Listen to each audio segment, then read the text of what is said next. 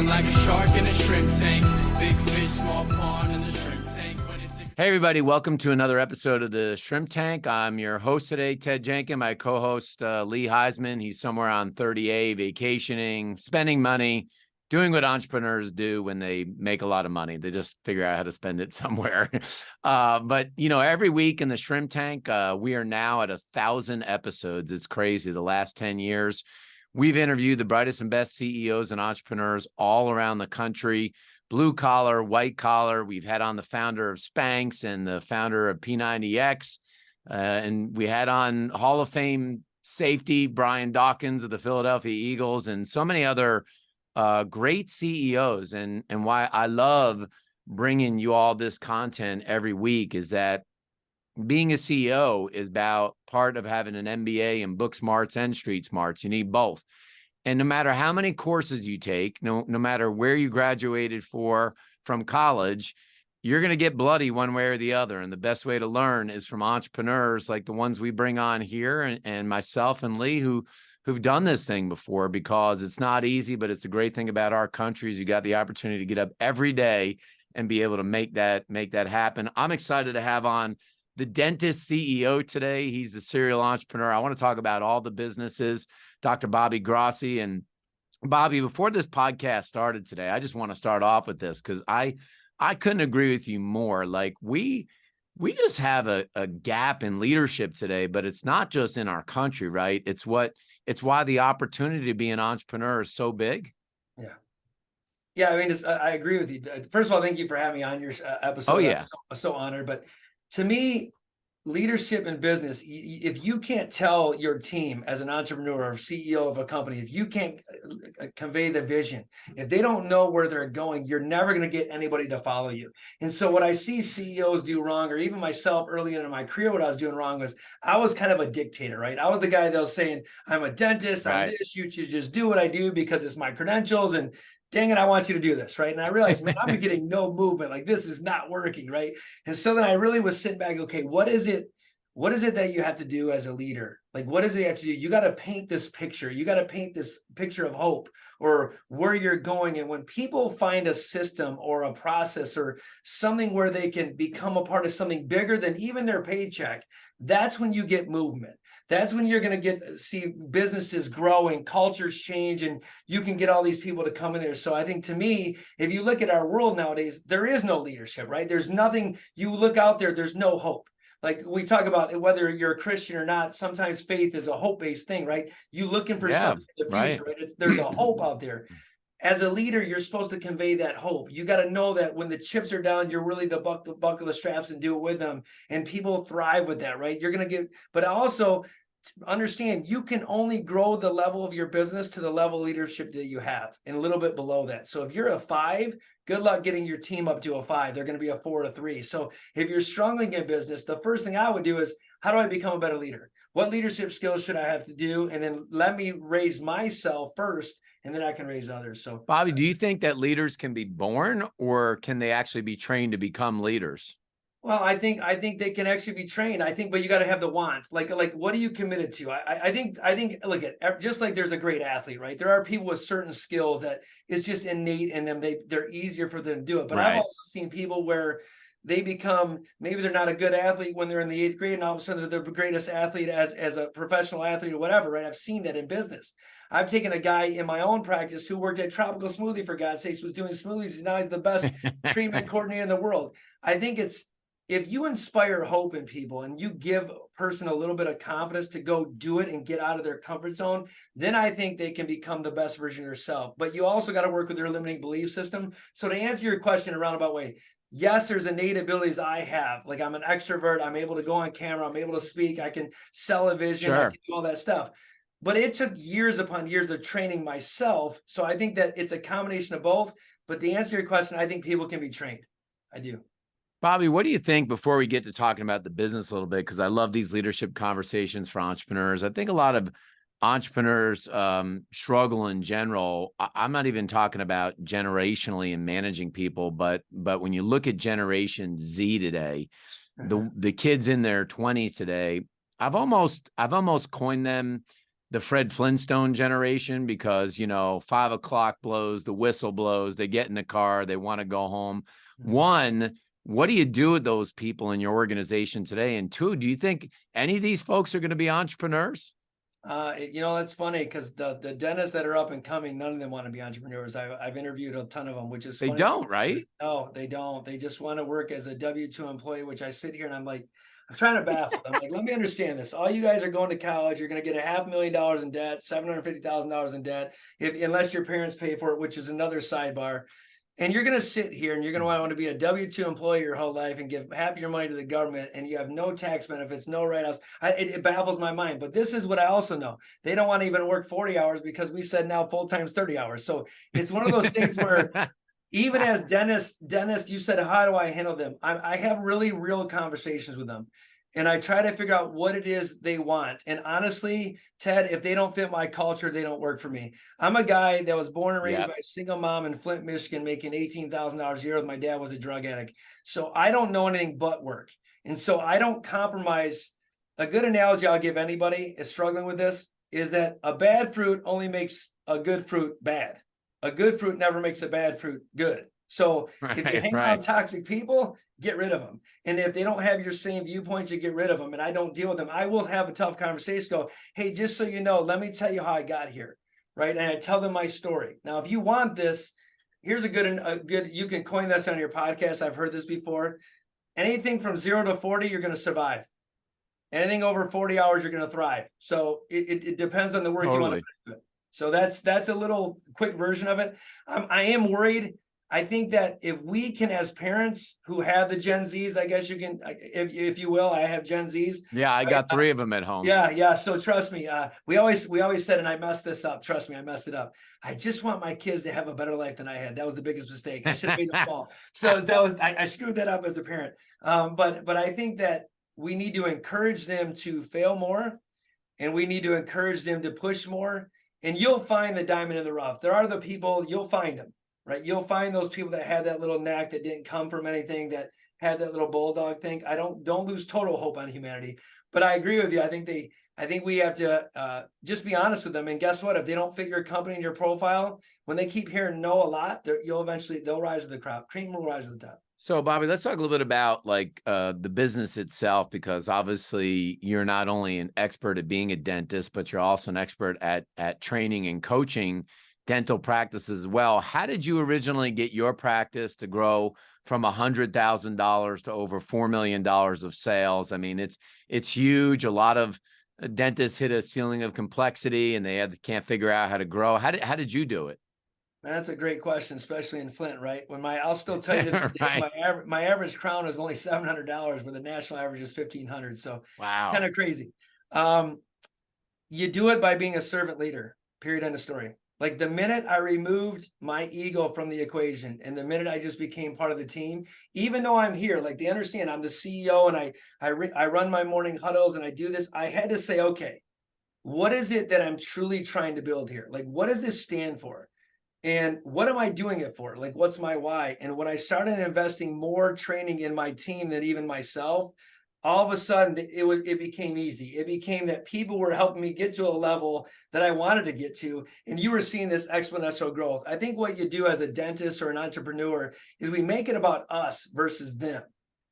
And I think the minute you can make them become or me become a we, I think that's when business goes exponential. Even your patients or your clients, or we talk about Ritz-Carlton versus Motel 6, right? Like there's a difference when you go to a Ritz versus a Motel 6. There is a difference, right? So whether you're in Flint, Michigan, or you're in Birmingham, or you're in Atlanta, or you're in California, when your patients come see you or your clients come see you, they got to be a part of this bigger experience. And if you can create that wow, or you can create a culture where your staff never leaves and they know that if you grow, they grow, that would be the first thing I did. That's what I did. I started investing in my team. I spent $180,000 to $200,000 a year training my own team. So when you've got the dental practice, it's interesting because like a lot of businesses, they grow by referrals through the family tree. Right. Once you get the first person that comes in, either somebody that's in the neighborhood or somebody moves to your area, you know, it might be one spouse or partner that becomes the client first. How do you convert the rest of the family or the kids? You know, how do you do that? I think that when you believe in what you do, it's easy. So I just ask, right? A lot of people, you know, and seriously, I know it sounds like the basic question, like, hey, if you enjoyed it here, first of all, give me a 5-star review, okay? If you enjoyed what we do, you Do have you any do that? Do questions? you ask for I 5-star reviews? literally ask for, How do you do that? Is it through a software, Bobby, or do you Oh just no, do it I'm like? old school, man. I'm the old school Italian. Like I'm the guy that'll ask you. Like I'm the guy. Like I'm the guy that literally will write the letters still to my patients saying thank you for coming in my practice. I will do the videos. I will do like it's old school Italian guy, right? Like there's certain principles that will always work in business, and whether you're a Gen Z, a Gen X, whatever you are, like the reality of it is eye to eye, face to face, asking, that's one step. Of course, I'm a little bit more of an extrovert. I would tell anybody, if you're trying to get a younger generation, get on camera. Literally, I don't care how afraid you are. They want to see videos. Right. They want to see a personality now. They're not, nobody cares about your credentials. I've never had somebody leave my practice and goes, what was your GP? Nobody cares. Nobody cares on my training. They don't even care if I'm even good. It sounds really basic. You know, they No, care but it's about true. It's it's true the that truth. It's the truth. Like, let go of your dang ego. We're not that relevant. Like, it's that simple. We're not that relevant. They go, the staff is friendly. The ambiance was warm. They treated me like family. They never say how great my work is. It can be the best work in the world. Nobody cares. So at the end of the day, it's about, can you make them feel special? And then when you find that patient that is your like-minded patient, ask, and ask again. Like the number one thing in sales is if you believe in what you do, this is not a hard sell. Hey, I believe in what I do. I believe I'm serving to you. I believe I'm ethical. I believe I'm honest. I want all your friends. I want all of them. And then tell me what I got to do to get them. If it's, and then I also do other things in the community, right? I do free days of dentistry. I do certain things, but you need to know your marketplace. You need to know what they're missing. You need to know the problem they're trying to solve. Like it's way bigger than what you just said. Like, no, study your market, study what you're trying to get to and what problem you can solve. And then once you have a patient and they sign on, you do the initial exam. How do you go through that process of trying to do the right thing for the patient, but also generate more revenue? It goes back to, okay, what's their, really, what problem are you trying to solve for them? And I said for them, because I always tell patients, and I've lived by this forever, and I know you did as in all your businesses, that way you're successful. What would I do if my family member is sitting in the chair? Like, it's that simple. Like, it really is that simple. Okay. So I'm like, okay, I would do X, Y, Z. I don't chase money. I think people that chase money, money leaves. Money comes when you attract money, right? Money comes when you do the right thing. So if I know their pain point, and I know the problem they want to do, I take them down a series of tests, right? I find out what their barrier is. Is it fear? Is it time? Is it budget? Like, what's your barrier? I work through their barrier. And if I can solve their barrier and their problem, I have them hook, line, and sinker. I have Medicaid patients all the time buying $50,000 cases from me. And you might say, how can a Medicaid patient spend $50,000? Guys, it's simple math. Ready? They're always going to pay what they find value in. Period. End of story. That's why you see people buying Louis Vuitton lines. None of them can really afford the Louis Vuittons. The Tiffany box is blue. It's just basic jewelry, but guess what? It's the value they perceive, right? There's no, if they find that, if any human being can find value in what you're doing, they'll pay whatever it takes.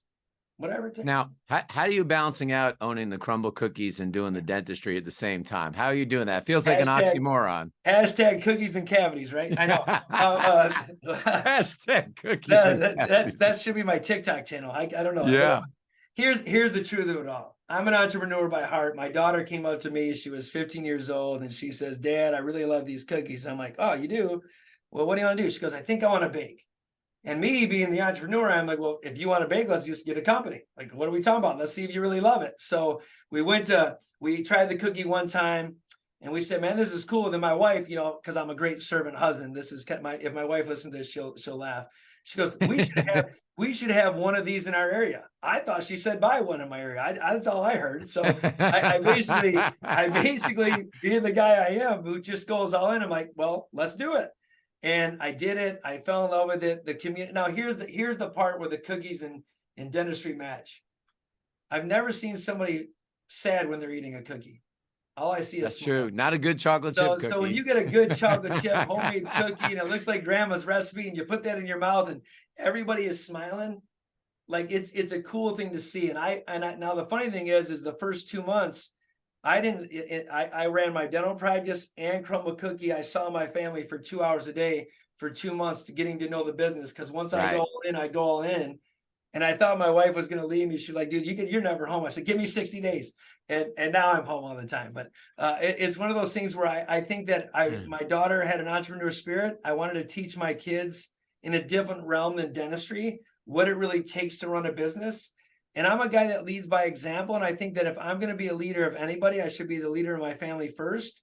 And if they see how hard it really is, the amount of work you got to put into it, no matter what it is, then I'm more apt to show people how to get where they want to get to. Bobby, is the dentistry business a very capital intensive business? You know, I know that when I go to my dentist, I see all this fancy equipment and, you know, obviously technology changes, but when you start a dental practice, do you need to have a lot of capital to get one open? I'm assuming to get the equipment and stuff. Yeah, I mean, look, the one beautiful thing about having a degree called doctor of whatever, banks throw money at you. Those are the facts. Like I'm going to give you a hard truth. In 2008, I graduated dental school 03.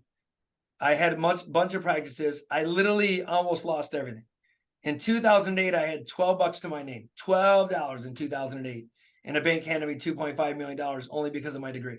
And Wow. guess what happened? 3 months later, the whole economy crashed in the banking industry. So call it God's will, call it whatever you want. It's the practice I'm still in to this day. And so to me, the one advantage I have of having this degree is that for some odd reason, banks know that dentistry hardly fails. To fail as a dentist, you really got to do something wrong. Like it's got to be really bad, right? You just don't know how to run business. That's a sidebar. So yes, you got to have good capital, but you know what it is? Just like Ted, just like everything else, you got to be willing to take risks, man. You got to be willing to say, you know what? I'm going to borrow 2 point some odd million dollars. Scary. No way to go but up. The beautiful thing is you have people that will lend you that money. Now it's what you do with that money. Like how much of a steward are you on? And then you pick and choose when you want to buy equipment. That's another conversation of tax savings. When do you buy this? When do you don't? Right. But the reality of it is you look at it as it's an investment in your future, no different than your education. So we were trained as just W-2 employees that, oh my God, debt's bad. Not all debt's bad. So how do you decide also, you know, on patient load when to hire another technician? You know, I think a mistake a lot of business owners make is they want all the revenue first, then they think they're going to hire the staff, but often you have to hire the staff to expand the revenue. How do you think about when to bring on like another hygienist? You know, are there ratios that you look at? Yeah, I mean, first of all, you'd have to look at a few things. One, what is how many opportunities do you have in a sense with that said, and how much can you handle, right? So you can't bog down. Like, first of all, I'd say, how are my skill sets? Can I grow? Do I have enough to add people and still maintain what I'm doing? Like that's step one. But step two is field the dreams. If you build it, they will come. You got to get out of the scarcity mindset and have more of abundance mindset. What I do, and the biggest hack, if you're a dentist, listen to this, the coolest thing you could ever do, especially if you want to grow a hygiene department, I'm going to give you a golden nugget. It works every time, is you hire a hygienist to work your front desk. And you're, especially if you're uncomfortable of adding another hygiene to the thing, like, I don't know if the patients will be there. Cool. So you cross train them. And then when you get a new patient that calls your phone, and you need to get a cleaning that day, you have somebody sitting at your front desk. So what I did is I started introducing people that were skilled and cross training them to see if it would sustain. I could grow.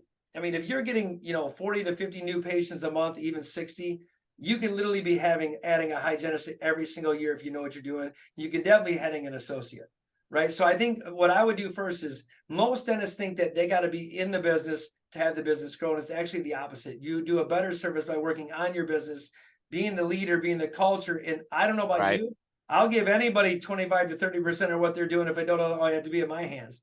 I'm okay with that, right? What's been your philosophy with owner-occupied real estate? You know, in all my businesses, when I could do it and it did make sense and I wasn't going to outstrip my growth, I looked to own the real estate. I see some dental practices that are in fancy office buildings, and I see some that are in beautiful remodeled homes in downtown Main Street. What's your thoughts on that in general? Own it, own it, own it, own it, own it. Let me tell you why. Let's just say you're a dentist. Let's just say you're a dentist, right? And you're listening. I'm a dentist. So I'm going to use my dental analogy. You have MSOs and DSOs that don't want to own your real estate. So then you're going to own your real estate, right? They're going to give you rent for the next 10 years at triple net.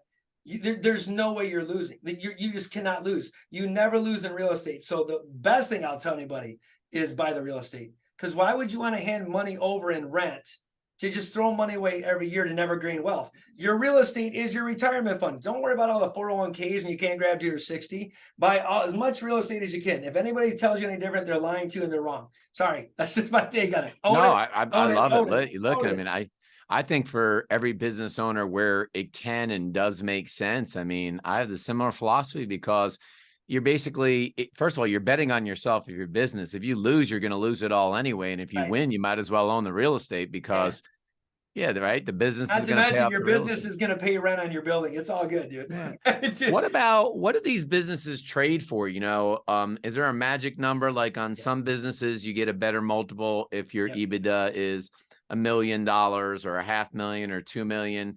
Can a dentist sell their practice for a significant amount of money? Yeah, you're looking at a minimum now, maybe a 5 to 6x EBITDA, right? Like that's so if you, let's just do simple math, right? If your EBITDA is $500,000 a year, you're going to probably sell it for 2.5 to 3 million, easy.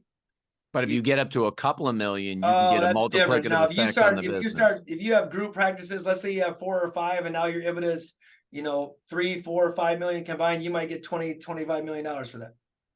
I get so many questions I want to ask you in here, and I know, but I want to do something just a little bit fun in here I was thinking about this before the podcast today. So fluoride, you leave a lot of dental practices and they hit you up for $20 and they paint that bubble gum on your teeth or whatever it is. Is it worth it? Is it worth it?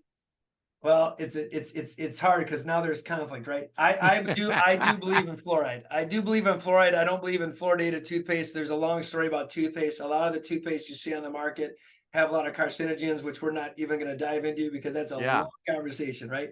Fluoride, if it's a varnished fluoride that you paint directly on your teeth and you're not ingesting, there's a huge benefit to that fluoride. If they're doing old school gel trays and all that stuff, that's garbage. No, I don't see much benefit. I'm not asking. I still would tell every patient, don't do it like 8 times every time you go in there. If you did it once a year, you're good. Like you do it once a year, you're fine.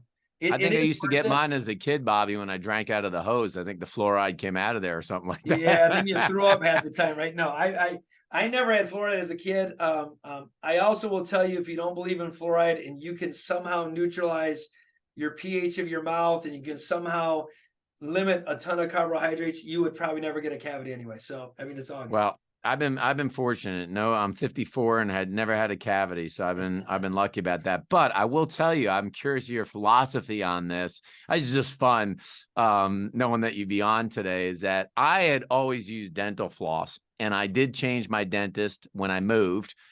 And the woman that was my hygienist went to the gum things or whatever that you push between your teeth. And shockingly, I'm now like all ones on my gums, or she calls them out or whatever it is. Are the gum things better than dental floss, or you need both? Or so I use the gum things. So it's funny you said that. So I'm probably the only one in my whole practice that uses the gum things. I think so. Let me explain why. The gums are bristles and they massage your gum tissue and they stimulate blood flow, right? They're stimulating blood flow. Blood flow is what gets rid of bacteria and phagocytes, right? Where flossing tends to cut. So people that floss wrong, they'll cut your gum tissues and your gum tissues are constantly trying to heal. To me, it's way less aggressive when you're doing the brushes than the flossing because people don't know how to floss. They pop it through the contact. They end up cutting their gum tissue. Now you got an open lesion. Now your body's got to heal that. No. Brush the gums. So everyone wants to know, they go to the dentist. I always felt like there's this crunchy toothpaste when you put the electric machine and you brush your teeth. Where the hell do you get that toothpaste? The same toothpaste that y'all get being dentists. Profi paste. Yeah, I hate that stuff too. I hate the Profi paste. It's just a very coarse basely paste that we put on. We get it from our suppliers. I hate it too. Like, to be honest with you, man, it's one of those things to make you feel better, to remove stains. But it really doesn't do much more than that. It just removes stains and makes you feel like you got grit in your mouth. You always recommend electric toothbrush over regular? 100%. Only because if somebody can go 4,000 RPMs a minute versus 40, I mean, what's better cleaning, right? I mean, and also people, let's be honest, people don't floss. And so if you really want to minimize your flossing, then the Sonic Cares or the Oral-B's, whichever one it is, it doesn't have to be a $150 toothbrush. Yeah. it has to be a $40 toothbrush can do the same thing, right? Yes, I think I've that's all I use. I mean, I use Sonicares or Oral-B. So Well, yeah, and my one more in here, and then I'm gonna get back to the that's regular fine. entrepreneur stuff. Is I think it's just crazy today. I feel like if I go into the drugstore, there isn't any toothpaste line today that doesn't have teeth whitening, and I feel so confused as a consumer to know just what in the hell is going on in the teeth whitening world, because there's so much, it's almost sensory overload. Any of this damn stuff work, or is there a No. recommendation about it? No, I look at. I told you, it's all a gimmick. It's all a marketing gimmick. I'm not going to sit here and say it doesn't work. I'm sure there's studies out there that says, "Oh my God, look at it, gave me one shade whiter." Let's be honest. What are people wanting? They want a beautiful smile. They want white teeth. They're marketing towards your consumer. They know the consumer's pain point. Look, I've used whitening toothpaste. My teeth have yet to freaking get any whiter. The only thing I know is they become more sensitive. So I'm just taking it the real as they come. I'm as authentic as they come. I don't believe in all that nonsense. I don't believe in anything. Just get a good old fashioned total control toothpaste. Have a good toothbrush, like a Sonicare toothbrush that's going to remove the stains anyway. Try to minimize your tea and your wine. Your teeth will be fine. Like Right. But the real way to do it is you got to go to your dentist and get it really done if you're going to try to get your teeth whitened. Oh, well, there's good take home bleaching trays. That's a different conversation. But I'm Right. talking about the toothpaste, because Not most of the gonna time, matter. even the fluoride in the toothpaste, if you understand it, like it also says in that fine print, don't eat or drink something for 20 minutes after you brush your teeth. Well, how many people listen to that? They drink their coffee, they eat their breakfast, they do everything. So the fluoride's pointless in it. So you became really successful as a dentist, and then you opened up this kind of new business, right? The dentist CEO, and Yeah. you're training and educating people in your profession about how to be better at the profession. Right. So when did you decide to do that, to add just more to your plate? The pandemic, actually. I saw a need, and I was like, there's a lot of people scared. I never shut down during the pandemic. I was probably the only ones that stayed open. I believe that God gave me the best immune system in the world. And so I'm not going to go on this whole tangent, but I'm like, this is my calling, whether it's good, bad, or evil. I'm a healthcare provider. I'm here to serve people. I justified it this way, Ted. If COVID is bad as what they say it is, they're going to go to the hospital. What are they going to do about the dental patient that has the toothache? Well, there's nowhere for them to go. So I stayed Right. open. And at first my wife was against it. Then she totally supported it.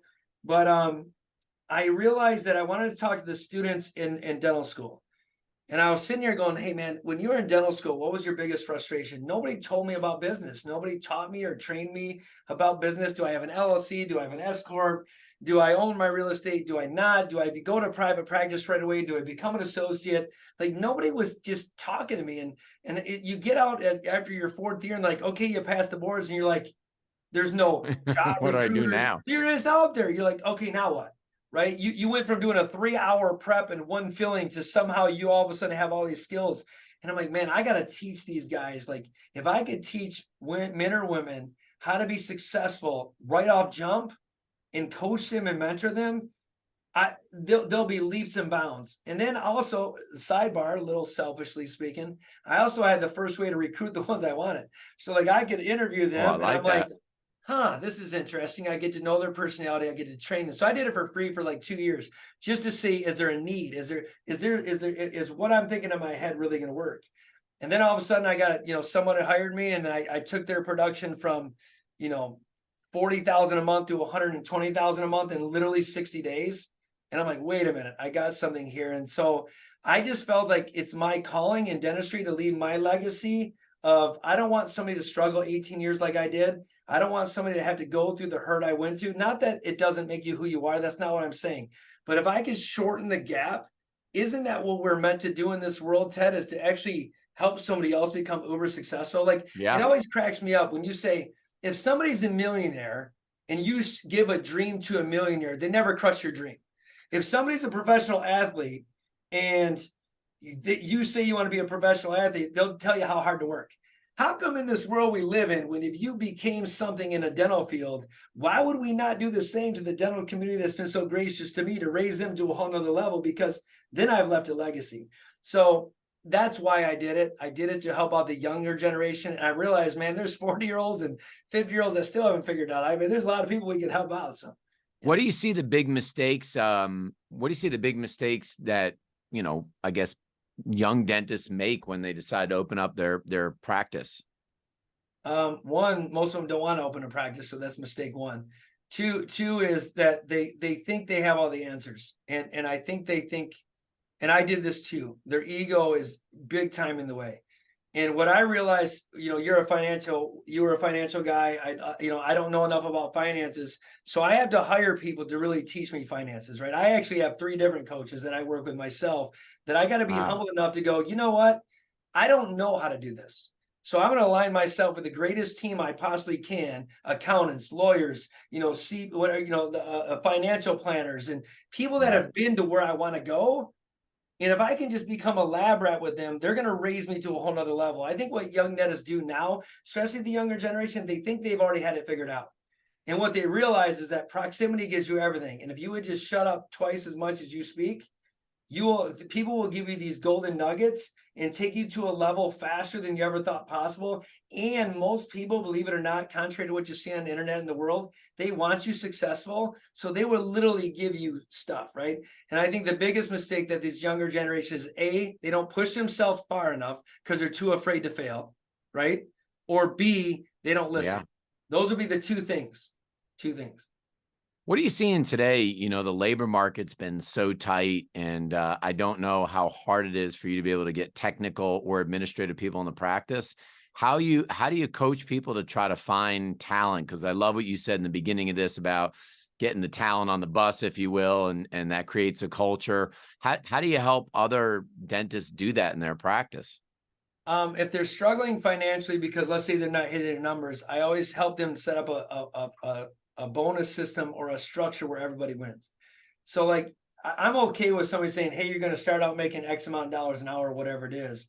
But if you help me get to this level, you should also prosper, right? Because let's be honest, I mean, somebody making $15 to $20 an hour, in this economy, like they're not going to be really motivated. It's going to be really tough, right? Especially now in this last few years.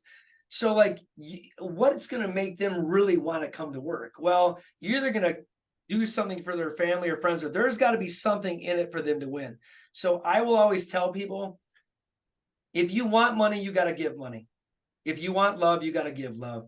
If you want respect, you got to give respect. Like, it doesn't work any other way. There's the yin and the yang. So if you're not willing, you as a business owner, if you're not willing to pay people what you feel they're worth or what you need them on, then you have a scarcity mindset versus abundant mindset that I shouldn't coach you, and I can't help you get there anyway. I think you got to remove yourself from the equation, set parameters up in place where everybody wins. When you do that, you'll be unstoppable. So I set up bonus systems. Bobby, you a big fan of partnerships, or do you think that the only ships that sink are partnerships? I think you got to be careful with partnerships, but no, I think I've had successful partnerships and I've had one that have crashed. So I've been on both sides of the spectrum. Right? I think that if you're like-minded partners, things can win, right? As long as greed doesn't get in the way. And that's the biggest thing with partnerships, is somebody thinks, well, I'm doing more. I own a dental lab as well, which is Great Lakes Dental Design. And I have a lab partner that he gets a salary where I just get shareholder distribution. So now you're like, well, why is he getting a salary above and beyond me? Well, he's in there all the time. He's working it. He's working it, dude. I'm sitting here being a dentist, and I'm getting, no offense, I'm getting free money, which it's kind of is what it is. But I'm also responsible for the bills. So like, yes, I think that if you treat the partnership as we're equal when it comes to the profitability, but if somebody's doing more, then they should get paid more. I think they can work, but it's got to be a good structure. And are you a big fan of only rewarding people over time with compensation, or do you feel like owners that think about either a buy-in or giving equity, is that a good idea? I think if you have the right associate that you want to leave your practice with something great, then I think a buy-in is fine. But I think you got to do it's got to be right for you. Because remember, you started this for your future.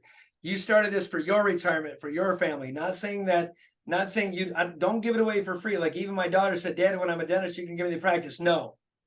Yeah. No. I'm not giving you anything. No, you're going to buy it from me and I will help you run it. Period. End of story. You're going to do exactly the same thing I did. You're going to go into debt, because if I just gave it away, right? And I know, Ted, it's not going to work. It's not going to work. Not going to work. So they got to have a little bit of skin in the game. But if you find that associate where your patients love, and that you want to keep them here for the long haul, there's got to be something in it for them again, whether it's 25%. I don't care what it is, give them something and help them put equity into it, escrow it, put it into there. And then if you sell and they help create an EBITDA, they should get rewarded. They should get rewarded. I love this stuff, man. Besides the Growing with Grossi, what's the one book that that you think people should read about leadership? Do you have a favorite? Man, I mean, there's a ton of them, but John Maxwell. But I think most dentists learn about sales. Like, honestly, I just have one sitting right here, and you're gonna laugh. It's Alex Hermanzi, 100 million leads, right? There's a little marketing right there. Like, dude, like sales. But honestly, to me, there's the classic book, really, of anything, will always go back to the basics. It's not necessarily leadership, it's Think and Grow Rich. I think if you learn that book, and then you got Robert Kiyosaki's book, Rich Dad, Poor Dad. You got, oh my God, let me pick another one. I got a ton of them. I mean, you could go to the Greatest Purpose, which is a religious book. I mean, there's so many things you could do.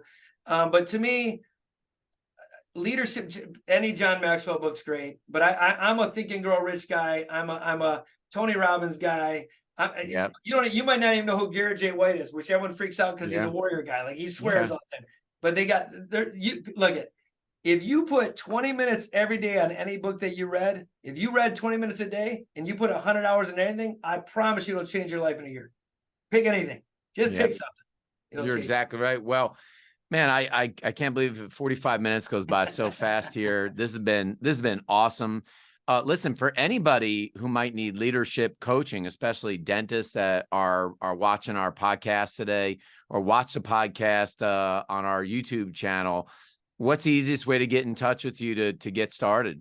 Well, there's a few things. You can go to thedentistceo.com, which is my website, which will have all my links, whether it's Growing Grossi, the Dentist CEO, even the Rise Up, which is Rise Up stands for Relentless and Showing Entrepreneurs How to Unleash Their Power. That's a different little caveat, which you didn't even know about, Ted, but there's a different caveat. Basically, that teaches them the frameworks of all the businesses that I do. But also, you can just email me at Dr. Bobby at thedentistceo.com. So. Listen, so it's thedentistceo.com. And, this is a great conversation today. And I mean, that's why I love doing this show. I get fired up talking to other entrepreneurs. And in the end of the day, I always tell all of our audience all the time, you get surrounded by entrepreneurs. There's such an energy and enthusiasm of can-do people that don't look for the negative. They look for the positive. And, that's what good entrepreneurs do. They usually come from nothing. They figure out how to scratch and claw their way through it and figure it out. So I appreciate you being on the program today. When you come into Atlanta, let me know. We'll definitely have you on the national TV show we're building on America's Small Business Network. And continued success to you, man. I love it. It's just inspiring, and keep up the great work. Thanks, Ted. Thanks for having me, brother. I've been feeling like a shark in a shrimp tank. Big fish, small pond.